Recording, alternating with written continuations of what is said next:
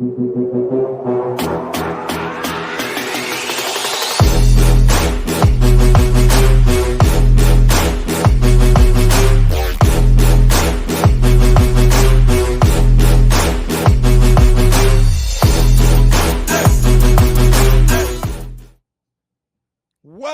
to the King Chapman Show. It is Thursday, Jimmy. It is Thursday, August 8th.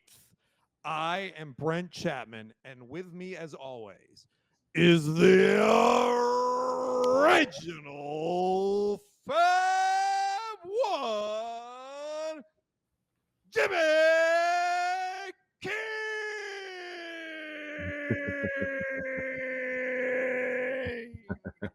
Hey, I like that. I like the raspiness in your voice that time.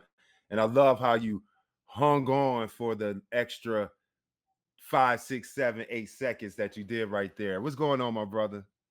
I usually have to cut it a little short because my wife hears it in the other room, and here it is around the show.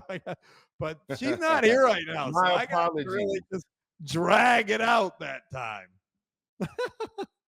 Tell her Jamie, I apologize for my introduction that you have to give, and she has to suffer to hear your voice. Jimmy, you do not know how much fun they have with that introduction.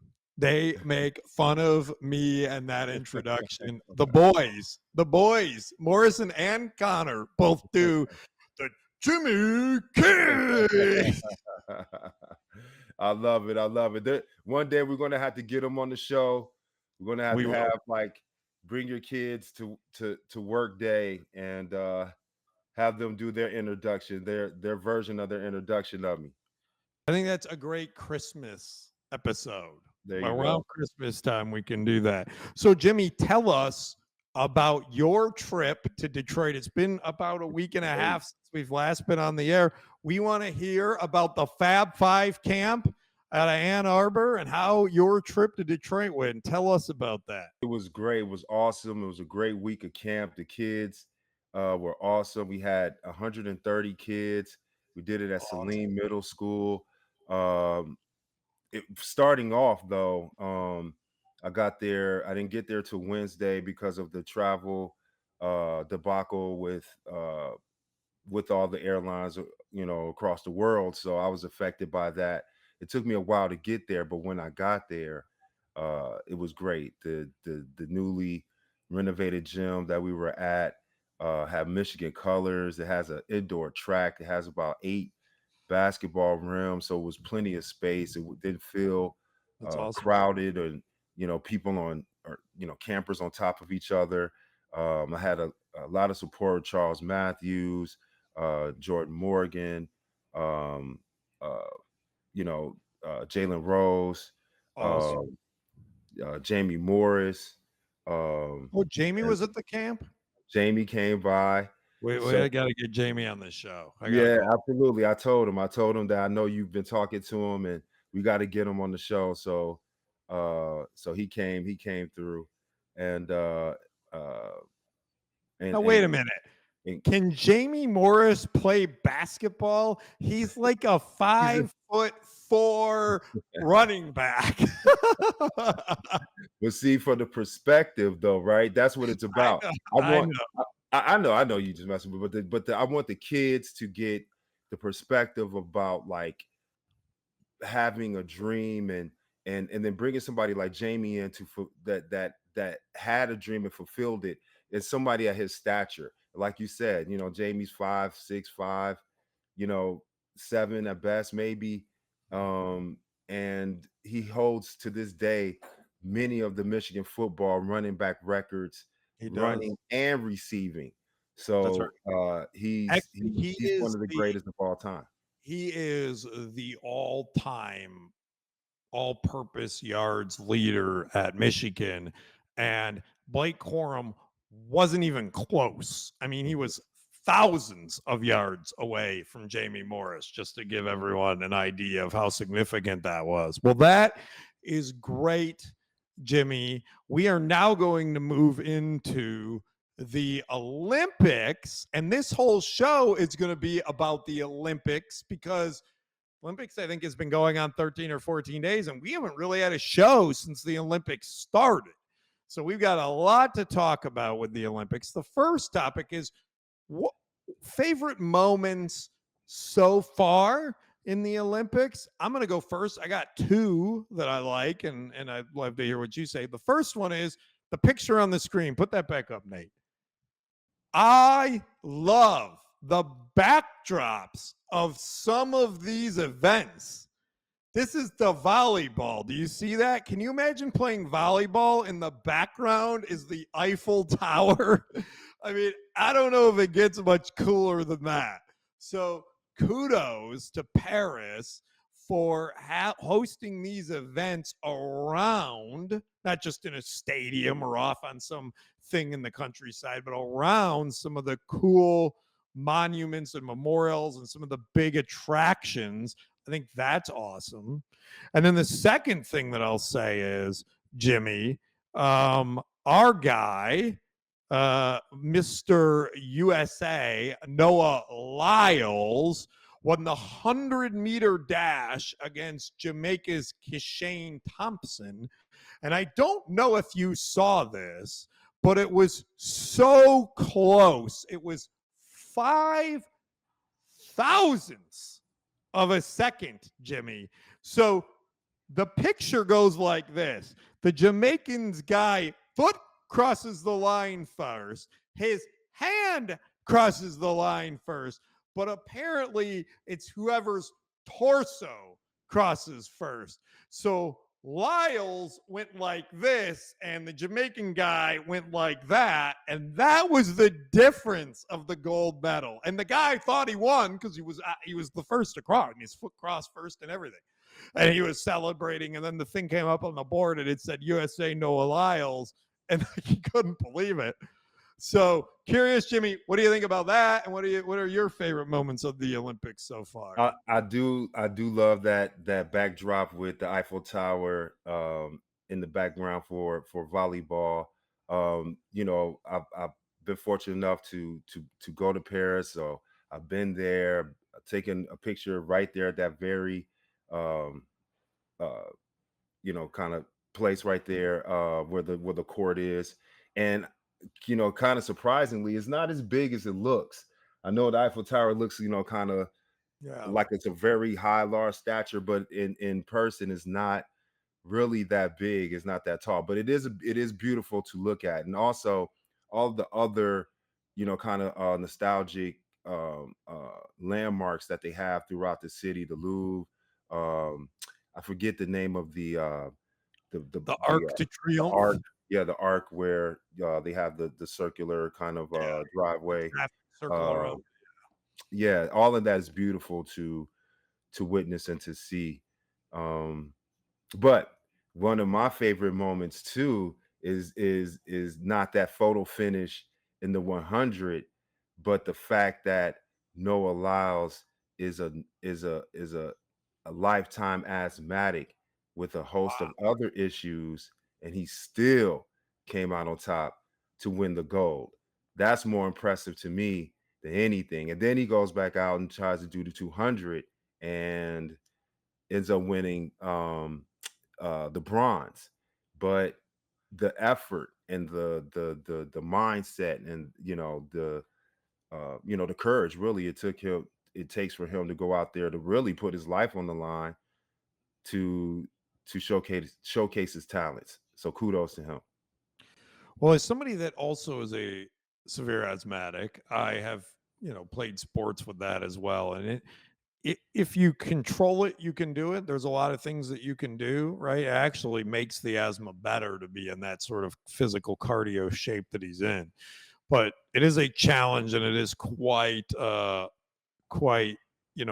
a great accomplishment for him to be able to be the world's fastest man with a chronic lung disease. Yeah. So that's pretty sweet. That is so awesome. Congratulations to him and to Team USA.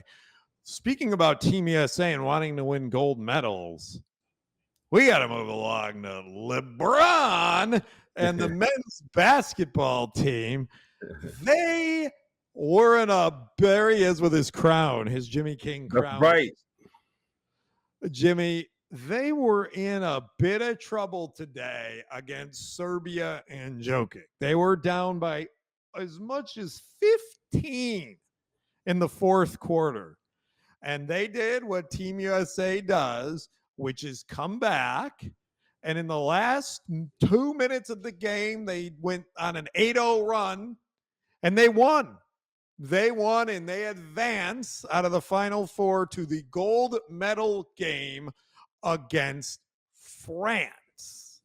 So Team USA as their shot. Do you think that Team USA will beat the Frenchmen in France to win gold, Jimmy? Yes, I do. And let's go USA, by the way. I don't care if they win by 1. I don't care if they win by 100. A victory is a victory. And the one thing that we have to remember is that these guys don't play together year round. No, They don't play together throughout the years, the 4 years in between the Olympics. So the time that they spend together in this quick month that they have to prepare and play and come home with the gold proves that they are some of the best players in the world. But what's happening is that you got Serbian teams that have multiple NBA players on the team, and as you know, it only takes 2 or 3 guys to make a difference, and then have a gang of role players or that are also very good that can get you over the hump. This isn't football where usually the best team wins. It's about matchups and it's about experience. So anything can happen in the game of basketball, and like runs, like you get a guy that's hot and they're impossible to stop, and so it can get out of control. But I do think Team USA has the right mix. They have the right 1-2 punch, if you will, with the starting lineup and then the lineup that comes off the bench that kind of complements each other. Well, you're right, Jimmy, in basketball, there's opportunities for any, but this is not supposed to be close, right? This is Serbia. They got Jokic, and then they got a bunch of guys with a lot of syllables in their name that you've never heard of before. So no, it shouldn't be close, Jimmy. That's my point. They won the group game by 25 or 30. My argument is it shouldn't be close. No. The fact that they had to Superman their way to victory in the last 3 minutes. I'm gonna give you a perfect example. My freshman year, Michigan, we played Ohio State 3 times that year. We lost to them twice in the Big Ten. We lost to them at home, and we lost to them on the road in Columbus. The game at home, the first half, we scored, I think, like 15 points. That's one of the lowest that we've ever had, and we almost broke the record for points and a half. That's bad. But 15 points, okay? The Fab Five, University of Michigan, 15 points. Basketball team had 15 points against Ohio State at home in the first half. And we lost the game. But when it came to the Elite Eight and going to the Final Four, we had the experience of playing them. We learned from our mistakes. We learned from, watching film and really, taking away the things that they were doing to make themselves good. So we came up with a game plan. We stuck to the game plan. We executed and we won to go to the Final Four.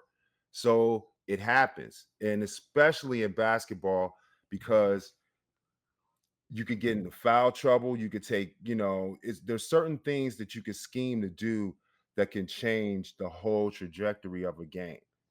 Let me ask you this. Is there any scenario in which you guys are in the Elite Eight, you're playing for an opportunity to go to the Final Four as an all-freshman 5 starting team, which was a huge deal at the time, I remember, because I lived it, right, watching it. And then you're playing a team that you already lost to twice. what was your mindset going into that? Was it just simply we're not going to lose? Was it kind of like you just knew you were going to win this game? Is that kind of how it was? So yeah, so it was like a progression.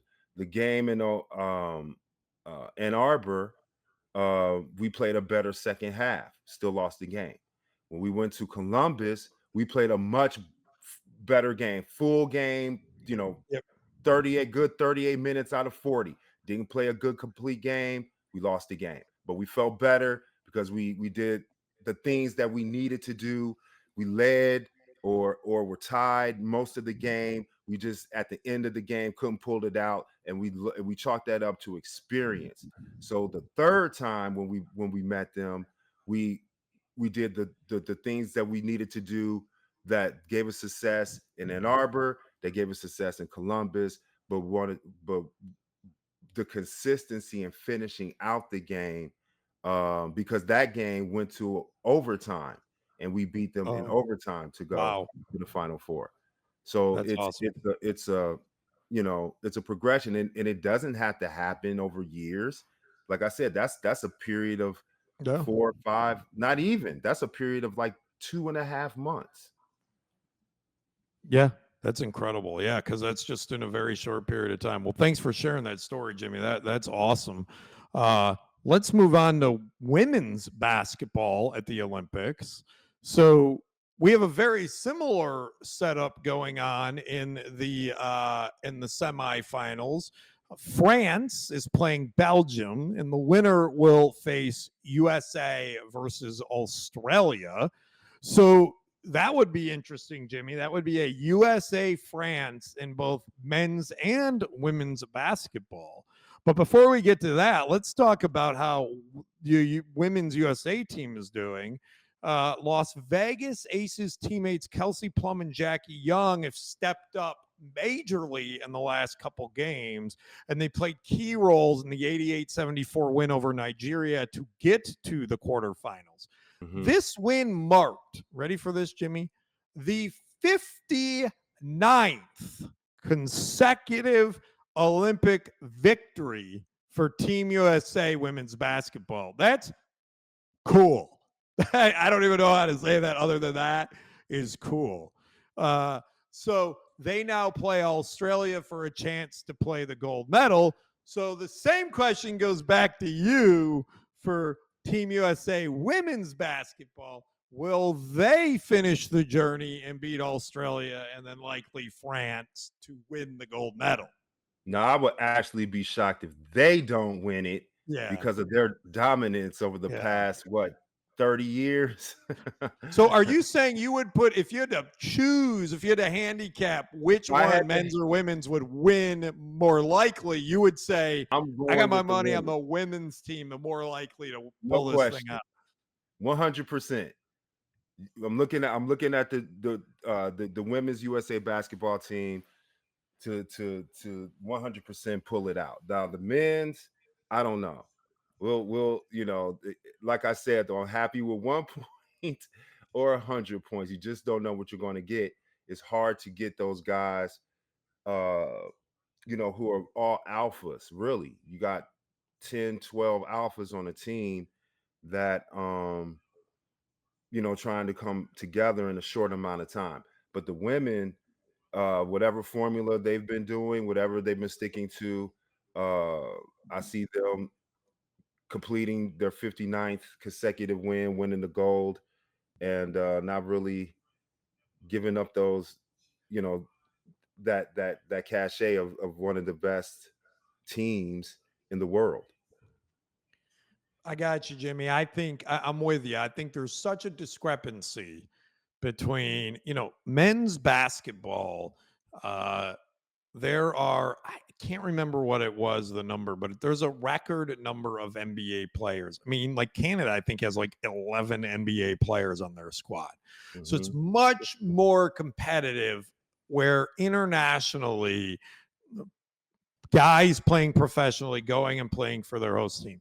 It's not the same for women's basketball. There's not the same league. There's leagues internationally. It's not the same. They're not coming over to play in the W. It's not the same as on the men's side. So I think that the U.S. talent level is a lot higher than it is as a whole internationally. So I'm with you. I think women's basketball wins.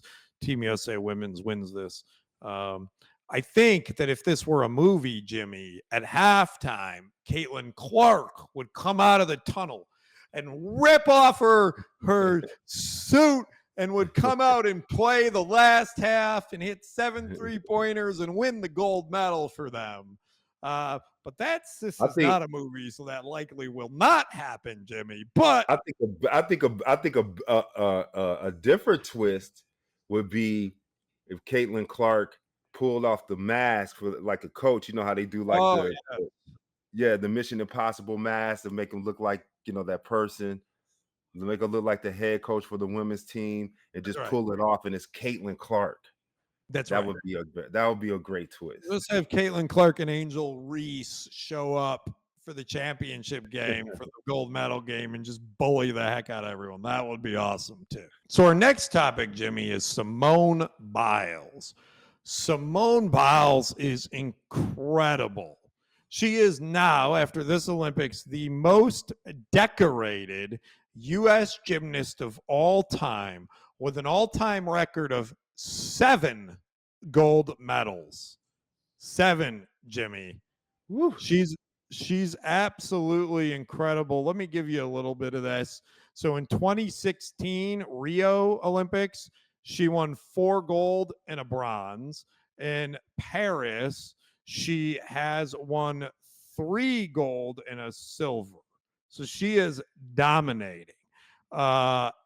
So Jimmy, my question for you is, and she's been all over the news lately, doing some political stuff, doing some other things, right? She did the first pitch. I saw a picture of her with Shaq, which is hilarious because I didn't actually realize when you see her on TV, put that picture back up, Nate, if you can. When you see her on TV, yeah, she looks like normal size, but then when you see her next to like a normal person, she's really small and tiny. It's incredible what she can do. So Jimmy, tell us what you think about Simone Biles, and is she the greatest U.S. gymnast ever? She is one of the greatest gymnasts of all time. She's one of the greatest that we've seen. The moves that she's kind of done, some of the things that they banned or outlawed. She's just that great. I seen a meme the other day of her doing her performance, and the young ladies who were waiting their turn to do their performance, their faces said it all. They looked defeated before she even started. So she's like, kind of like Mike Tyson and Michael Jordan in the sense that she has like a psychological advantage at some degree. But she is exceptionally short and small. That's, I think, the reason why she's able to, that helps her with her tumbling and flipping and staying tight and all of that. And I actually met her. I have a picture with her that we'll have to air one day, and so you can see the kind of size difference. Met her at a Michigan football game a couple years back. And she's a great person too, wonderful person. And she deserves it. She deserves all the success. I appreciate that she's humble and that she is not afraid to let people know where she comes from. She's adopted. And one of the reporters asked her, what she, attributes her being at the Paris Olympics and all her success. And she said that she couldn't do it without, being adopted and, having the love from her parents. So, she's an exceptional person. And that's kind of, like, to me, what I pay attention to in sports, right? When people fictitiously make up things that aren't true, or things that hold them back, or barriers, or play tricks in our mind. But people like that, who seemingly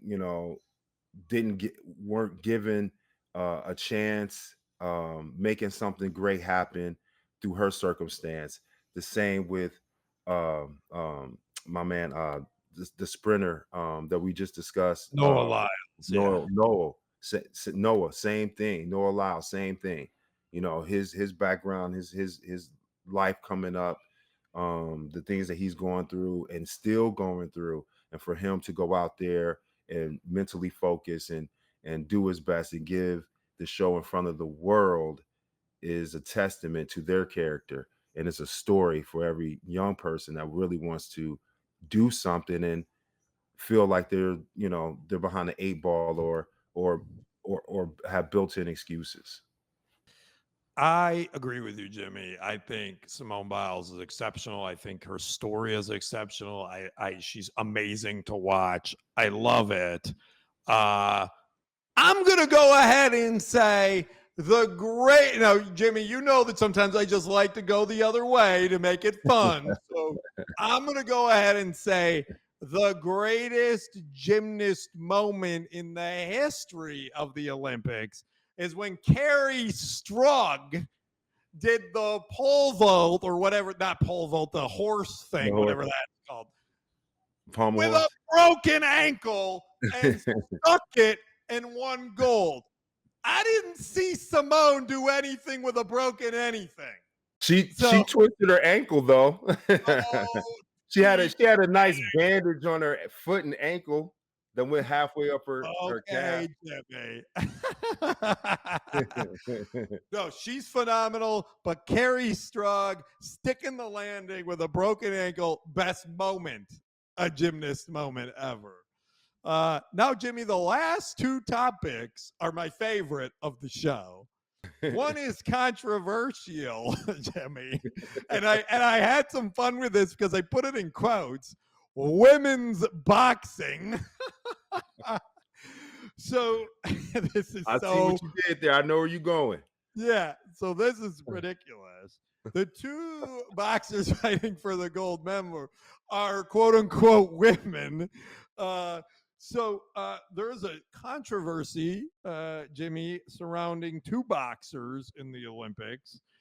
Lin Yuting of Taiwan and Imane Khalif of Algeria with their eligibility over competing in women's boxing at the Olympics. Now, when you say eligible, what are you thinking? They might have had like a little steroids, or they might have had a little performance enhancing, giving themselves a little advantage.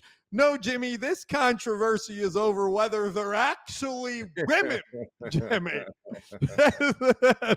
This is like a little bit different than just did they dope a little bit? No. This is like, are they men fighting women?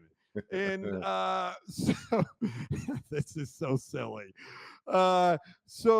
So both athletes were disqualified from the 2023 World Championships after failing gender eligibility tests. Now, Jimmy, I've read a little about this, so I'm going to explain this to you.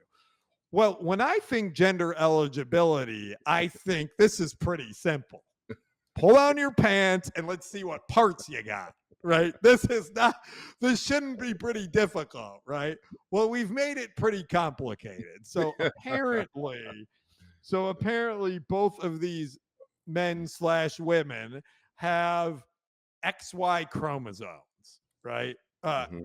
They have both sets of chromosomes, Mm-hmm. X and Y chromosomes. So I guess that is the controversy here, Jimmy. So the Olympics, though, the Paris Olympics said, nah, they're okay to compete. So they weren't allowed to compete in the World Championships. They're allowed to compete in the Olympics. And they beat the heck out of the women. In fact, one of the best women boxers in the world said, that's the hardest punch I ever took. And she quit after 45 seconds. Mostly probably to make a point, but that she doesn't want to fight a man. Well, I don't know. It's the difference getting hit by a man. So, Jimmy, I just want your overall opinion on this. And do you think adjustments need to be made to women's sports? Okay, now this is where uh sport and politics kind of cross, because I just think like, you know, okay, we know the difference between a man and a woman, right? Now, what they try to twist is like the social kind of responsibilities and aspects, or the things that we socially kind of put on a man and a woman. That's separate than anatomically looking Yes, at a man and a woman and correct. seeing the difference, and then putting them in the same arena or same ring in this instance, and watching a biological man beat a woman. We wouldn't tolerate that in society outside. And that's what I'm saying. Like these mixed signals, like on one side, the social setting is cool, one side is not. And then they kind of cross and weave, and it's a lot of confusion. But in this instance and matter, it's not. A man shouldn't be in the ring with a woman. Woman shouldn't be in the ring with the man. And just because you identify as the opposite sex doesn't mean that we should tolerate, putting them or matching them against one another when they can hurt each other physically. That's So just a this is bad where, look. That's not yeah. smart. We look very dumb as a society doing this. So I agree with you completely. A biological male, whether he thinks she's a man or a woman, should not fight a woman, especially in a Olympic sport. I think the confusion with this particular situation is that he's scientifically a biological male, but apparently, and this is what they're saying, I don't really know, he was born a woman with women's parts. So it's a very So he's weird, it's so a he's a very, hermaphrodite. So he has no, both. he's not. That's the thing. He's not. I don't do Jimmy. It is so horribly confusing, and they're not really explaining it, so we don't really That's know if. my point. They're So just gonna keep spinning this confusion. this But is the problem. but it's This is the simple though, problem with right? our. This is the problem with our world in general today, right? Is there's so much misinformation and disinformation. We don't even know if the women's boxer that won gold is a freaking woman. You know what Imma start doing though? Imma start identifying as a billionaire. So everywhere I go, I'm just not paying for nothing. Imma show I them a like fake card and just say that. it's gonna say Jimmy King billionaire. And then I'm just gonna Yeah, hand them that I like card. that. And then Yeah. you don't have to pay, right? Yeah, I have They to just pay for it. Yeah. charge you? Okay. I'm Yeah. good with that. You can identify as a billionaire. Now, Jimmy, off a less controversial topic and a more fun topic, we go to the shooters. So these people that are doing the pistol competitions, can you throw that? Here we go. Both these guys have gone viral. The woman on the left, her name is Kim Yeji. She's a 31-year-old sharpshooter from South Korea. And they are referring to her as main character energy because she's got the super cool look, the futuristic glasses. And dude, she won gold. She's incredible. And then the other guy, which I'm going to get into him in a little detail because I absolutely love this. The other guy is Yusuf Dijak, Dikik of Turkey. And can you put that picture back up there, Nate, with Yusuf? Look at this, Jimmy. You Uh-huh. see all these people have all this equipment. They got Yeah. things on their ears and on their hands, and they've got things in their eyes, and they've got Mhm. things around their. They've got all this equipment to help them. And this dude just shows up in a t-shirt and a gun and no accessories and finishes with a silver. So I got to read this to you. He recently took up shooting after a heated argument with his ex-wife. Uh, and and he credits his success to his newfound passion for seeing his kids, and he wants to prove his ex-wife wrong. So He was a mechanic. He works, listen to this, Jimmy, 52-year-old works as a mechanic in a small garage in Istanbul, Turkey. He first picked up a gun during this frustrating divorce. His unorthodox approach, no specialty gear, just jeans and a t-shirt. He just shoots, supposedly just starts. So, Jimmy, here's my question. Is he really just a hitman? I mean, this Yes. is what I think. I think he's like an international Turkish hitman. So And I'm following you. I give you look, something. I give you something that's just. I got you. Can he be like a spy, an international spy yeah, that's on the that's hiding in plain sight? plain sight at the Olympics. Now, this is a movie, Jimmy, where the hitman at the end of his career decides to try out for the Olympics and wins a silver medal without any equipment because he's a freaking hitman. And how great of a story is it that he's getting a divorce and he decides to pick up a gun?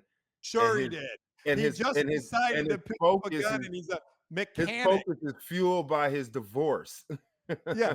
I mean, Jimmy, if this doesn't read like a Jason Statham movie, I don't know what does. He works in a garage, he's a mechanic, and he just learned how to shoot 3 months before the Olympics. No doubt. And I can see it's kind of like the Dead, was it Dead? Oh my God, what's his name? Not Deadpool? Deadpool. No, not Deadpool. Dead Eye. Deadshot. Deadshot. The one that has Will Smith played him. He's a sniper that has like the monocle. Oh, he doesn't need that. Yeah, and shoot from long range. I think it's from the Batman series. So that's my favorite part of the Olympics so far, Jimmy, is the hitman who showed up to win a silver medal. That's it. And just pretended, played it cool. Like he just rolled off the block. He probably got a 40 on his bench back in the locker room. What's the one? There was a Will Smith movie recently where he was a retired assassin, basically, and that's what this guy was. This guy, he was living on a boat. Will Smith, this guy's a retired assassin pretending to be a mechanic in a garage somewhere in Istanbul, Turkey, and then he ends up in the Olympics. So, Jimmy, that is it for today's Olympics focused show. But now we go to you for the last word, Jimmy. What do you got today? Last word to all you young, upcoming athletes, student athletes who want to be the best in the world, or who wants to go to college, or who wants to play professionally, or regardless of the sport, regardless of the industry, whatever. You can get it done. Just look at Noah Lyles and Simone Biles and their history and their upbringing, what they had to go through, and you see what they're doing today at the Olympics on the biggest stage in the world, bringing home the gold. That's my last word. That's a great last word, Jimmy, and much better than my last word, which is NFL preseason kicks off, Jimmy, this weekend, and the Bills face the Chicago Bears in the first overall draft pick, Caleb Williams. And we are going to twist him into a pretzel. We're going to Von Miller is going to pull nail polish remover out of his pocket and scrub those nails clean as he's sacking him onto the field. So that's what's going to happen this weekend is we're going to take all those hopes of Bear fans and crush them on a Saturday in August. I agree with that. That's my last word, Jimmy. I agree with that. But there is one thing. There's one more thing to that. They may win and they may crush the Bears, but that boy Caleb is probably going to go like 6 for 6 for like 130 yards. We'll see. We'll see. He might have a little puke on his pink shoes. We'll see what happens. Well, everyone, thank you very much for watching the show. Thank you, Jimmy, as always, and have a great day, everyone. Peace.